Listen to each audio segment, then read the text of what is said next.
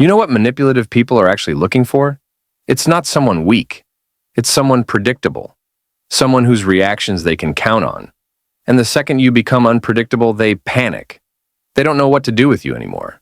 So they move on to someone easier. Today I'm going to show you exactly how to become that unpredictable person.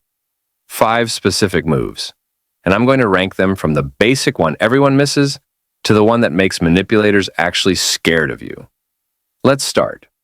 1. Stop feeding the test. Here's what you don't realize.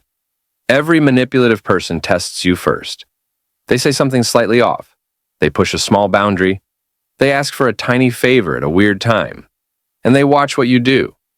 Most people think, oh, they're just being difficult, or maybe they're having a bad day. Wrong. It's a test.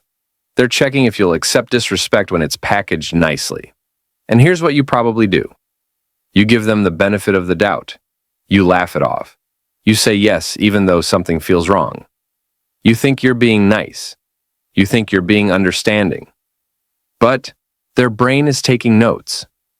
Okay, this person will tolerate pushback. This person needs me to like them.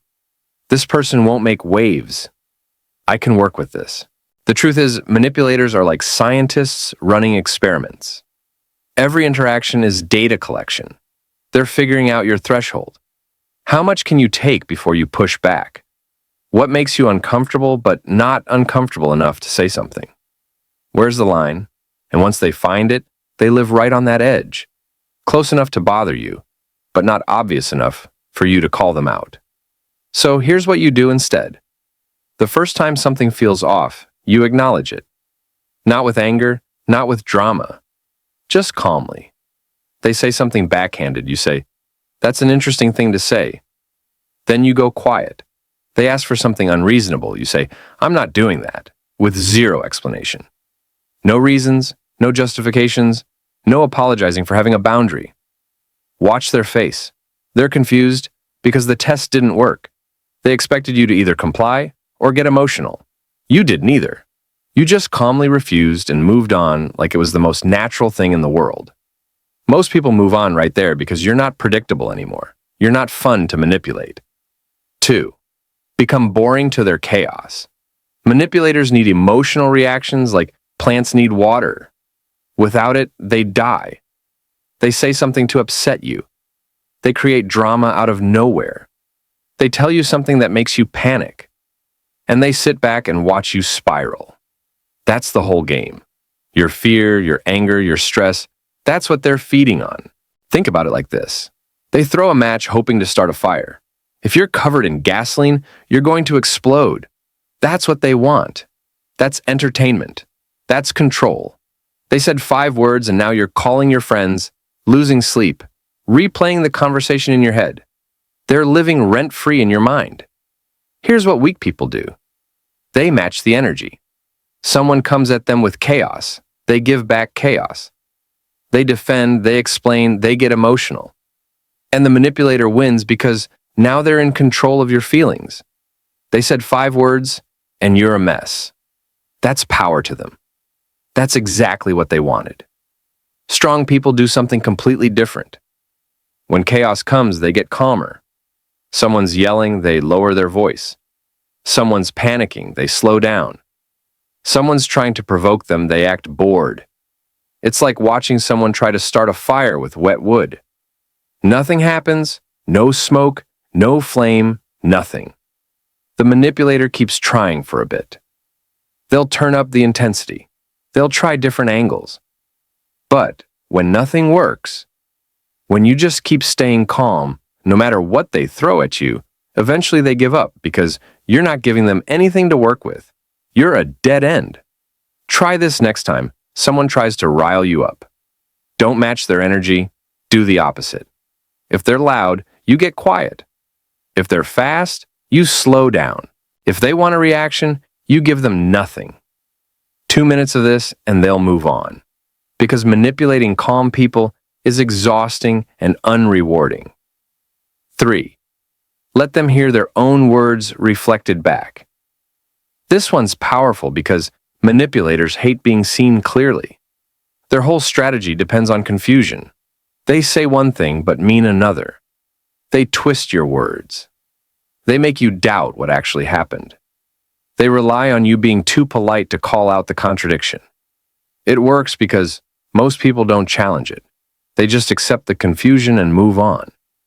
But here's the move that stops them cold. When they say something manipulative, you repeat it back to them. Not sarcastically, not angry, just calm and clear, like you're genuinely trying to understand. They say, "I never said I'd help you, you just assumed that." You say, "So you're saying you didn't offer to help last week?"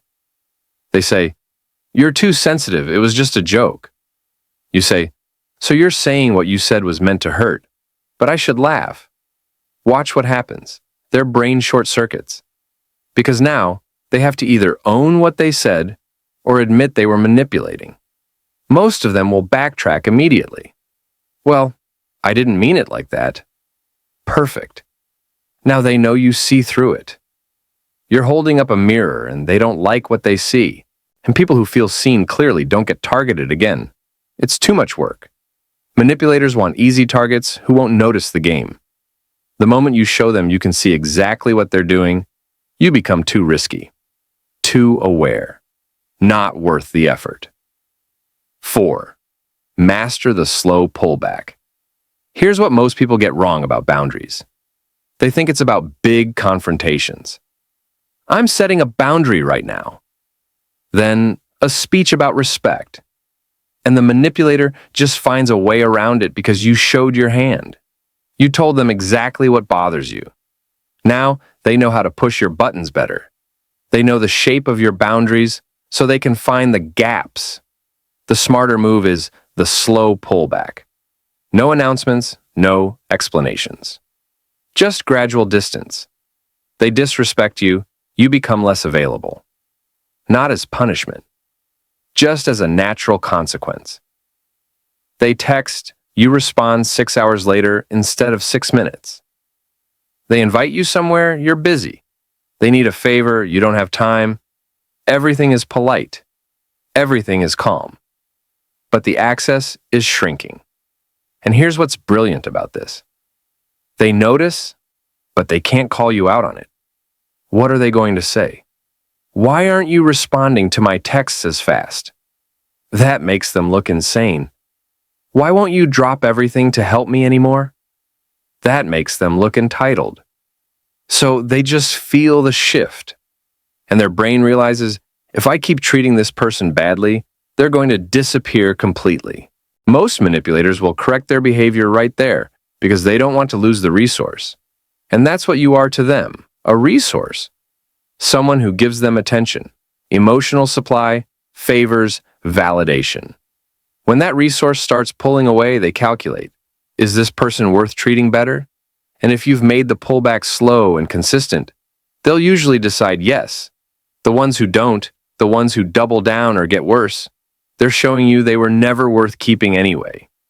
And now you know without having to have a big dramatic confrontation about it. 5. The power of comfortable silence. This is the ultimate move. The one that separates people who get manipulated from people manipulators avoid completely. Ready? When a manipulator's talking, when they're explaining, when they're trying to convince you of something, you say nothing. You just let silence sit there. Don't fill it. Don't agree. Don't argue. Just exist in the quiet. This destroys them. Because manipulators need you to engage.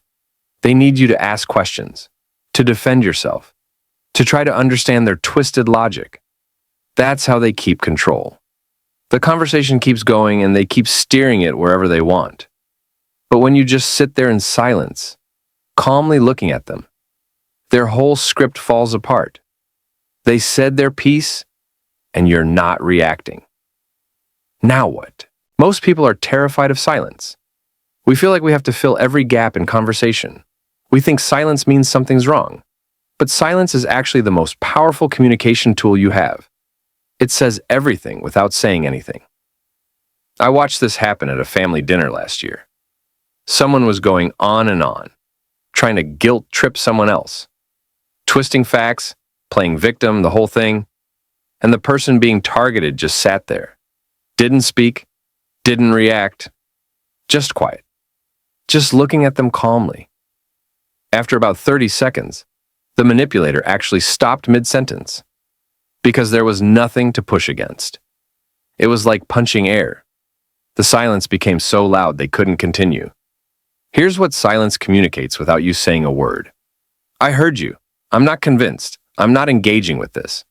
Do what you want with that information. It's the most powerful position you can take because you're not trying to win the argument. You're just refusing to play the game. And when you refuse to play, they can't win. But here's the real secret under all 5 of these moves.